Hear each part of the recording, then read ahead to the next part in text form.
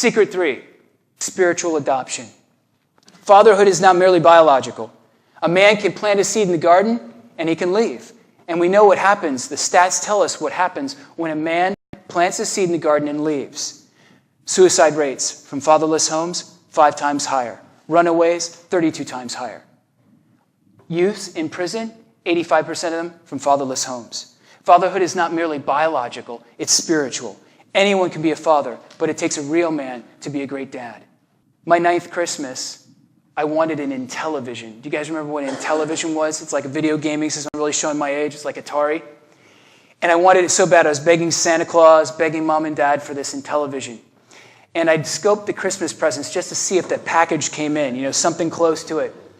And 3 days before Christmas, it was there. Exact size, exact height, exact weight. I checked it out when Mom and Dad weren't looking. And I was so excited to get this. And so Christmas comes, and all the gifts are open, and Mom, to build the anticipation, says, oh, I guess we're all done. Oh, wait, there's one more gift, And she brings it over, and I just rip the skin off that thing, and I'm opening it up. I'm like, it's a Monopoly game. How could they be so cruel? This is child abuse. Seriously. Sometimes when we see that positive sign on the pregnancy test, we start to wish for the boy. We start to wish for the girl. We start to wish for the jock or the football player or the princess or the oft-repeated prayer, I don't care what sex it is, as long as it's healthy.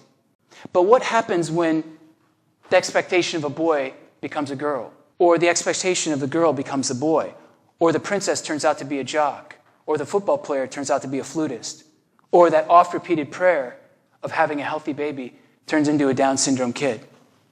This is a pivotal moment in fatherhood. We need to accept and receive our children as they are, not who we want them to be. There are so many children who've been rejected by their father, by their mothers, and they feel unaccepted, and that wound runs so deep that it takes a lifetime for them to heal from. I have a friend, his name's Keith. He's one of 4 brothers. His dad owns an auto body shop. And his dad just basically believed that all the sons were going to work in that auto body shop for the rest of their lives. Well, Keith had different ambitions. He was aspiring to be a school teacher, and so he wanted to go to college. And his dad kept calling him schoolgirl, college idiot, and just mocking him. Well, Keith did it. He went to college, got his master's, and became a teacher. And 3 decades later, he's won all sorts of awards. He speaks all the time. He's changing students' lives. He's the chair of his department. But back in his mind, haunting him, is a little voice that he's not chosen, that he's not delighted in, that he's not his beloved of his fathers. And so guess what that does? In his relationship with God, he struggles at times to believe that he's really chosen by God the Father. Christ gives us the key to accepting and receiving our children. He says, whoever receives one such child in my name receives me, but not only me, receives the one who sent me. What is he saying? When we actually receive our children as they are, we receive Christ in that child. And not only Christ, but God the Father. This is the key to spiritual adoption, is to see Christ in our child and to receive Christ in that child. Sometimes it's difficult. But this is the key. We must spiritually adopt our children. In 2000, my wife was pregnant with our 3rd daughter, Anna Marie. I was out Christmas shopping, and my wife said that she was going into labor. Would have been great, but she was only 28 weeks gestational period. So we rushed off to the hospital. Long story short, emergency C-section. She survived. 1 month in the NICU, neonatal intensive care unit, survived. And we had our normal, beautiful Anna Marie. I was so thankful.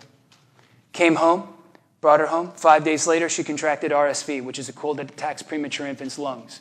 We rushed her back to the hospital. Except this time, we put her in the pediatric floor. In the pediatric unit, we're not equipped to take care of my daughter. My daughter was very small. In fact, her head was about the size of a small apple. And they kept saying, we've never seen a baby this small before. Well, through neglect, 10 hours of apnea, she suffered a hypoxic event where not enough oxygen was transmitted to her brain. By the time the medevac team, the life support team, came in, got her on life support, flew her out 2 hours to a hospital that could save her life, she suffered 3 clinical death experiences and permanent brain injury. My life, as I knew it, was changing, and I couldn't comprehend what was taking place. It stunned me. In fact, I could not compute it. and I would not compute it. In fact, I rejected it. I thought I had control of my whole life up to this point. I knew what I could do to manipulate the situation to get what I wanted. But this time I was helpless. And this time I was given something I completely didn't expect. And my bitterness and my resentment grew. And in fact, the head nurse even told us when they were rolling my daughter across the tarmac that it was their fault. And so we had every reason to sue them. And the more that I thought about suing them, we had some help. People wanted to pay for the legal assistance and all that. The more I thought about it, the angrier I became. Don't ever ask God what you should do. He said, forgive them. What? They have stolen my daughter from me. They have stolen her life from her. How could I ever forgive them? Are you kidding me? And so I didn't forgive them. And the bitterness grew, and the resentment grew. And so finally, in a moment of desperation, I called the head nurse, and I forgave her.